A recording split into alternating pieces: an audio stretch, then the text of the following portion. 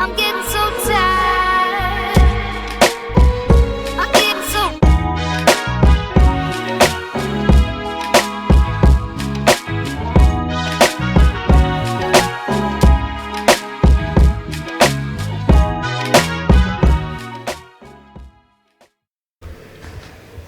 Y'all know what's going on. It's time for another episode of Doing Time with Joe. I'm your host, Joe Breaker, and welcome to the show, y'all. Now look, Captain Wood, he's a gangster now. They done let him cross the threshold, as they say. And he's one of them. But here's the thing.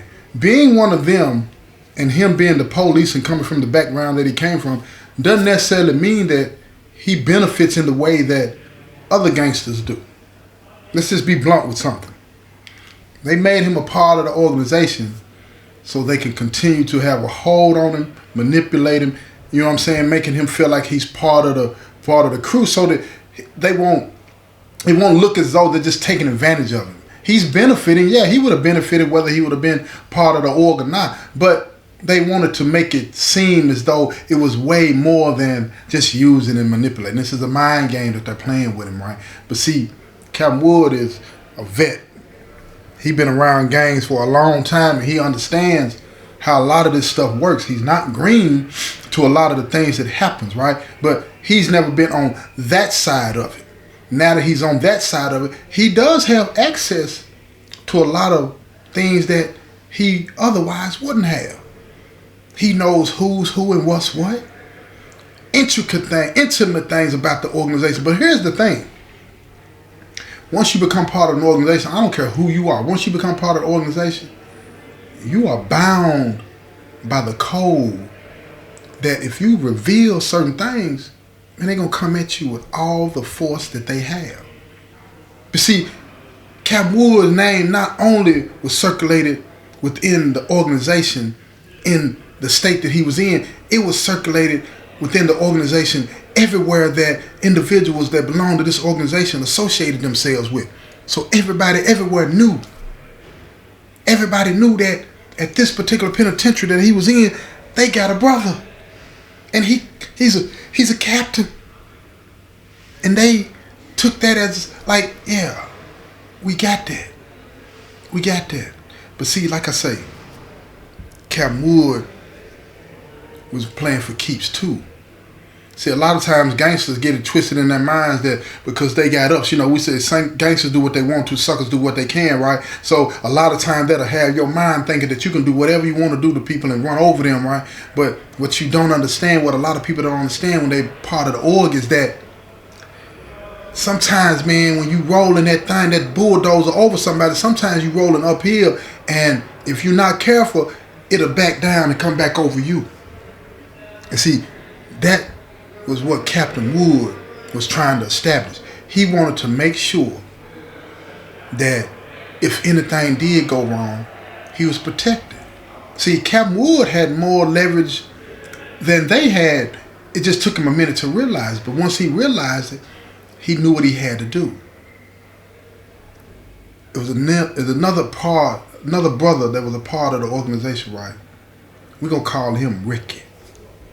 Now, Ricky was one that was always in and out of something. He had a little dope problem too, but he was always in and out of trouble.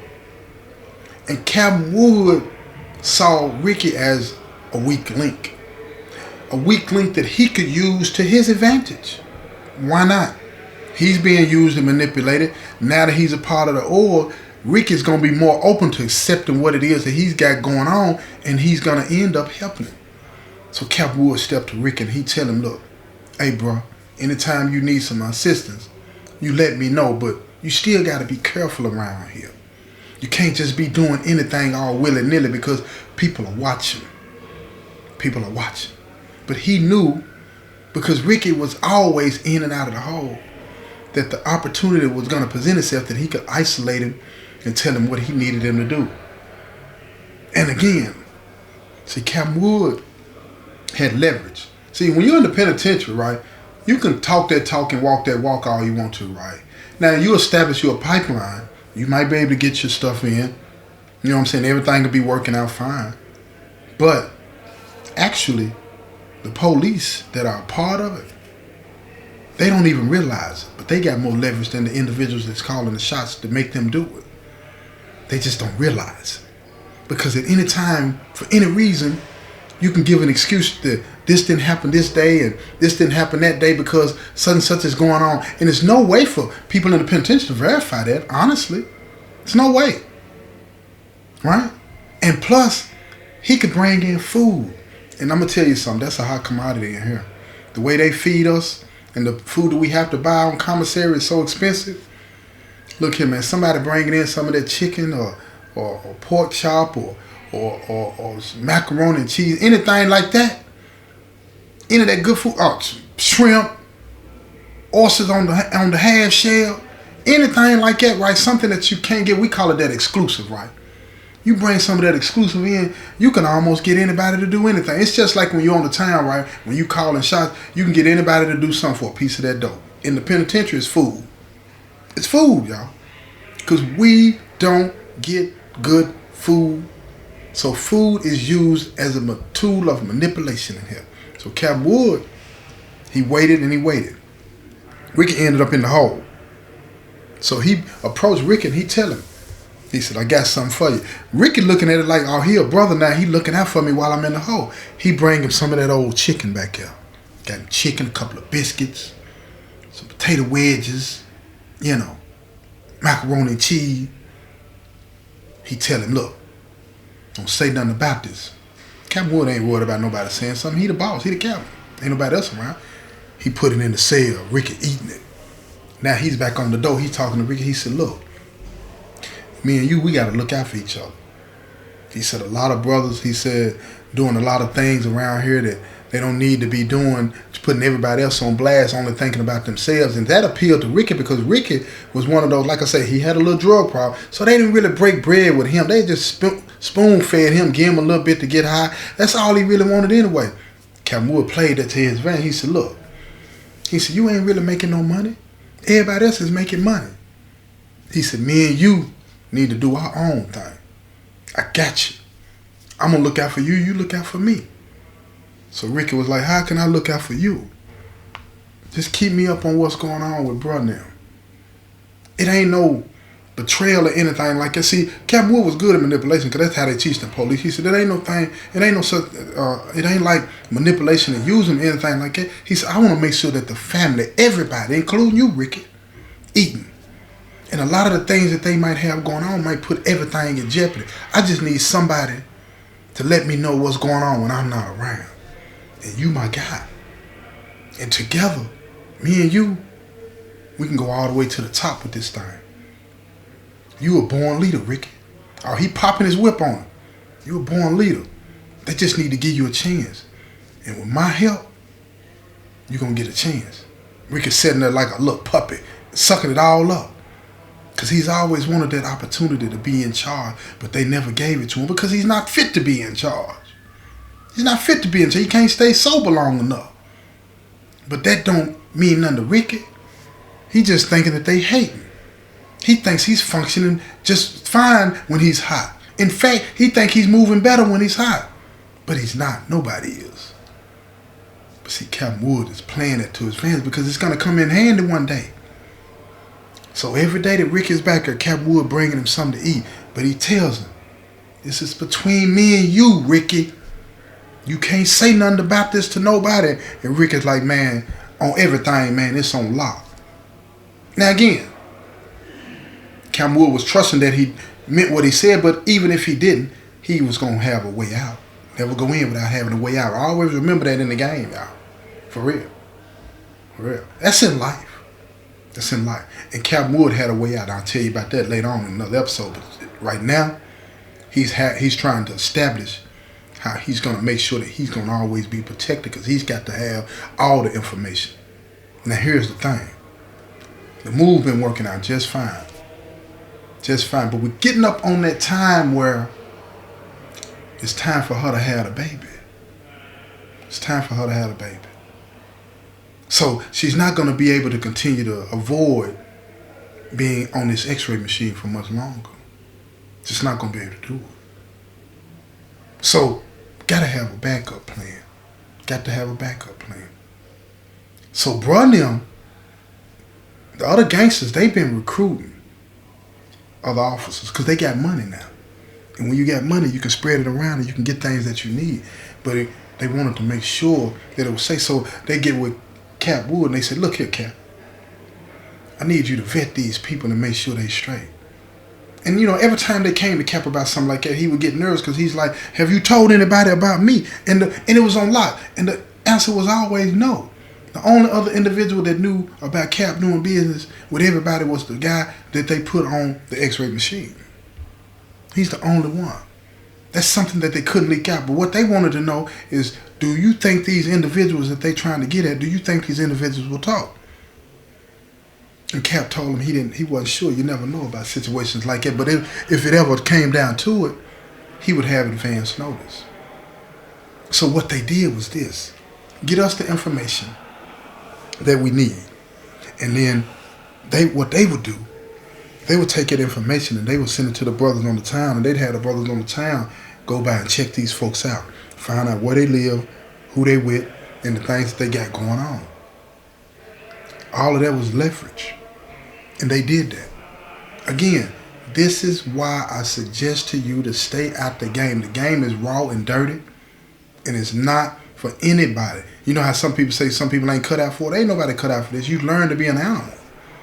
You learn to be an animal. You learn not to care. When you learn not to care about those people over there, guess what? You stop caring about those people over here, meaning you and the people around you.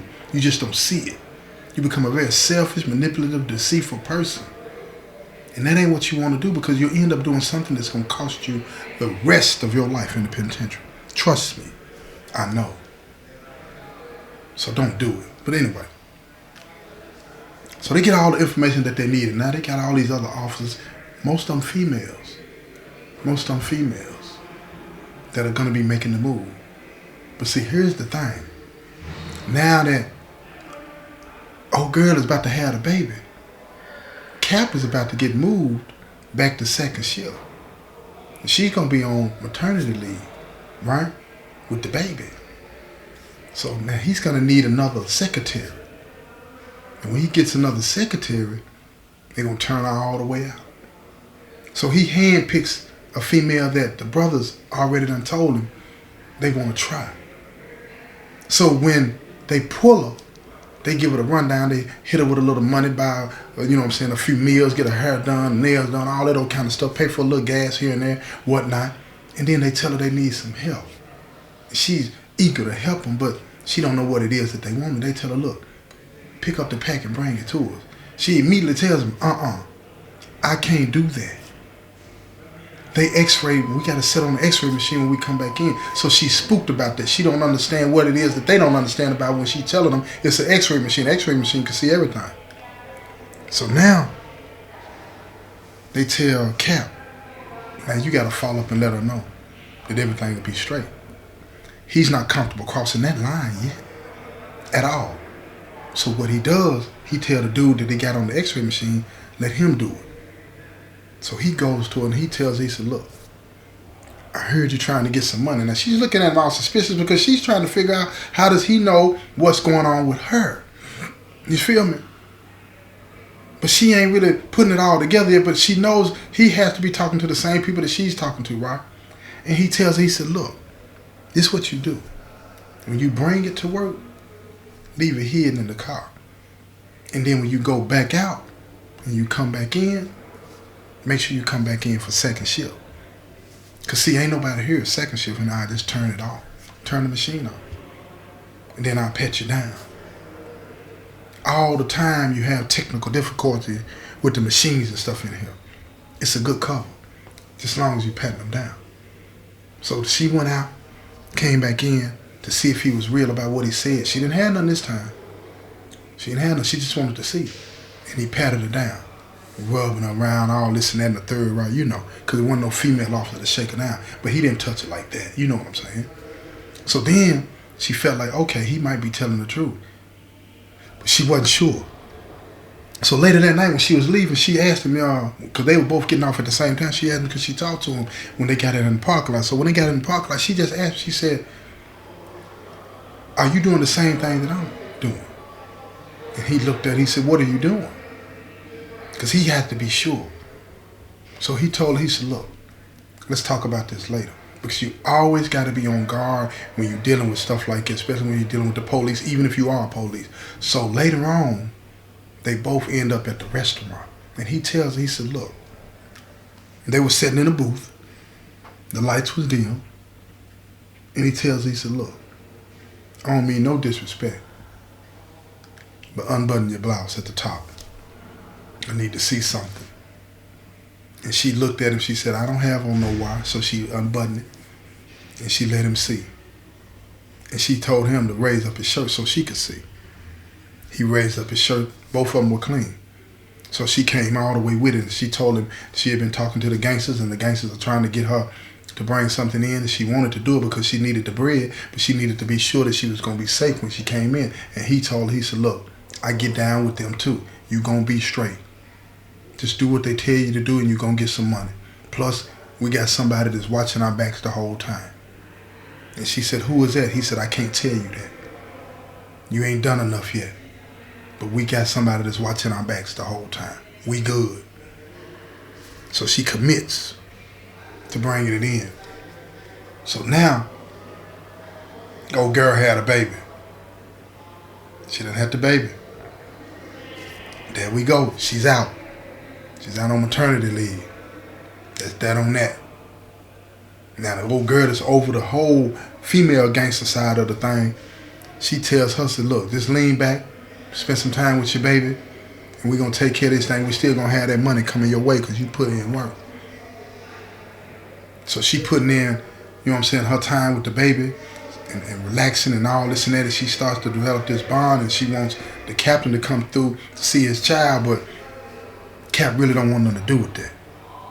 He don't want to get out like that because she's starting to have feelings now. Like I say, she had a baby. Hormones is moving. You feel me? So now, got the other girl, it's up. Your turn to hit it up. But they done moved the whole operation from first to second shift when the move is going down. But it ain't slowed down nothing. And she bringing in something every day. Every day. But see, Ricky, he come back.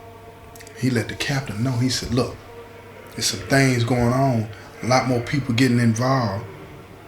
What we have to do now is to make sure that you got IA, because that's what the brothers are wondering about, because they starting to hear investigations are going on. So Captain Wood tell him, I'll find out. Let me go see. So Captain, he the captain.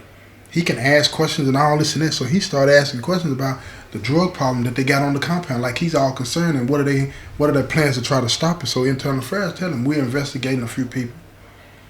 And they name a couple of gangsters. Captain Wood, smooth, y'all.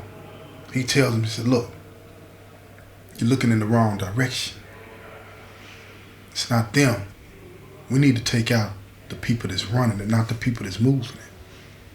So Captain Wood put them all the way on the wrong organization. But he makes sure that these individuals in the ops organization, he making sure that they got work when IA popped down. So he get back with Gangster and them, and he tell Gangster and them, he said, look, what you got to do, you got to make sure that they got some work. So brother and them, they step to the op and they tell them, look, we need some help with some things. And this is what we need y'all to do. Pay them real good, but they don't understand this is a setup. See, greed in here will get you every time. Money will get you every time. So here we go, y'all. Here come the op. They got the stuff hid in their spot. Is that when they hid it in their spot, they also got a lot of other things in the spot. They got phones, they got knives, they got all these other things hidden in the spot. And they waiting on the word from brother them to make it move. Now, again, they paying them good. Don't get it twisted. Now, a lot of people don't understand, like, in the penitentiary, when you got two different types of organizations, sometimes they do work together, but they got different goals. They got different goals. And sometimes they are playing each other, and it's a risky game.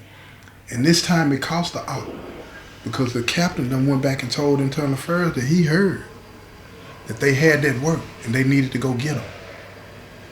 And if you want to hear the rest of that, you're going to have to come back and tune in to the next episode, right? Because it's going to get better. The op is finna take the fall. That's just dead on that. Don't matter if you the op, you still keep your mouth shut. That's the code in the street. This has been another episode of Doing Time with Joe. I'm your host, Joe Baker, and I say peace, y'all.